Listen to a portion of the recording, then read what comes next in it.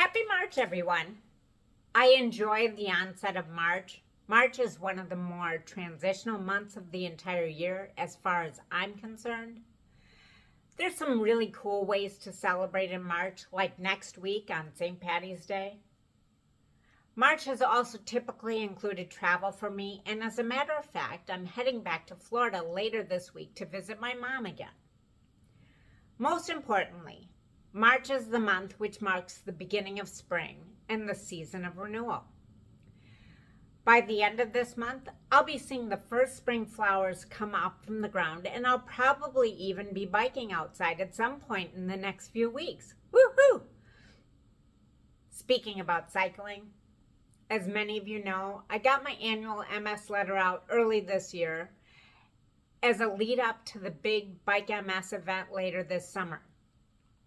I'm delighted to say that I've already reached over $8,500 on my way to my goal of $15,000.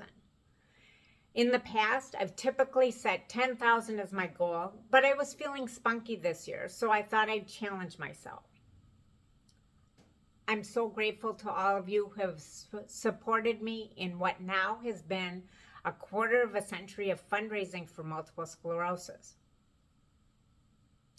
I've said this a lot, but I'll say it again. I can't even imagine what my life would be like without MS. Living with MS has given me an opportunity to experience so much growth and change in life. And I've learned so much at the hands of many amazing teachers and mentors. One of the things I've been learning about myself recently is how to be less reactionary during conflict. This is a big deal for me. I realize that most people find conflict challenging, so I am not alone on this one. That being said, because of my neurological makeup as the result of living with MS, I get even more confused during moments of conflict. Don't get me wrong, I get confused when there is no conflict, but when I'm feeling the tension, it's even more confusing. I'm not exactly sure how it starts, but as I see a conflict starting to arise, even if I'm trying to stay neutral, there is something inside me that starts to rise up and come to my defense. I don't want to be defensive.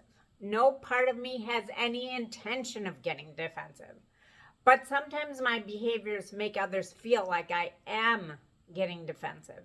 And truth be told, they're probably right. Case in point. Last week, while I was driving to a meeting, another vehicle pulled out in front of me a little too close for my liking.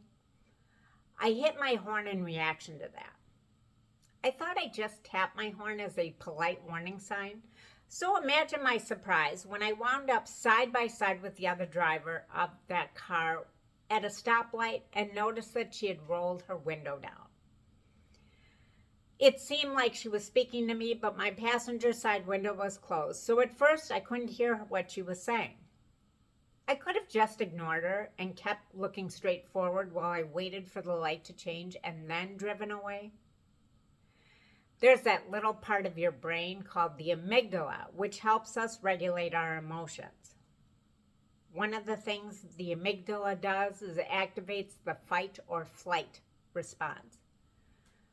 Too often in situations like this, my amygdala triggers the fight response. So I rolled down my window, and without even waiting to hear what she had to say, I said, "Did you even see me?" I probably said it in a pretty snarky voice also. Now, I'm not saying that we need to avoid all conflicts in life. In many ways, conflict can be a wonderful opportunity for personal growth. As I look back on this particular situation, though, what I probably would have preferred to have done would have been to roll down my window and politely say, "I'm sorry, I just tapped my horn because I didn't think you saw me. If I hit my horn a little too aggressively, I didn't mean to do that." One of the things that I've learned is that in all situations where there is conflict, my energy can either elevate that conflict or diffuse it.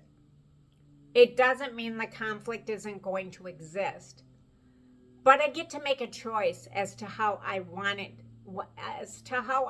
to be in that conflict. Over the last few years, as I've been working on being less reactionary in general, I've learned a few very basic things that have helped me. And I thought I'd leave you today by sharing them.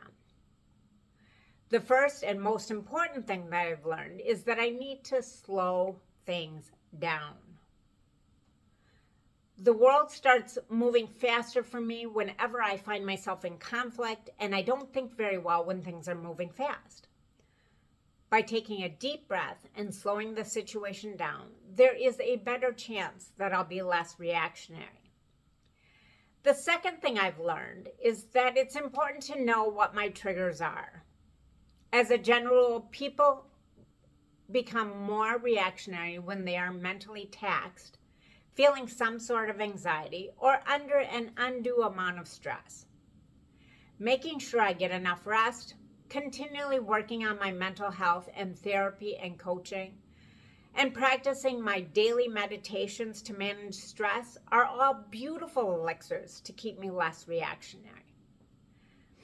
The third thing I've learned is that it's really important to do repair work when necessary. That doesn't necessarily mean that I need to be a people pleaser all the time, but it does mean that I need to own my contribution to the conflict, acknowledge it, apologize when necessary, and then take action towards a new resolution. Just like I might have done when I rolled down my window, I said, "I'm sorry," instead of asking an aggressive, snarky question. Well, that's it for this month, my friends. Where can you reduce the conflict in your own lives by being less reactionary? See you next month.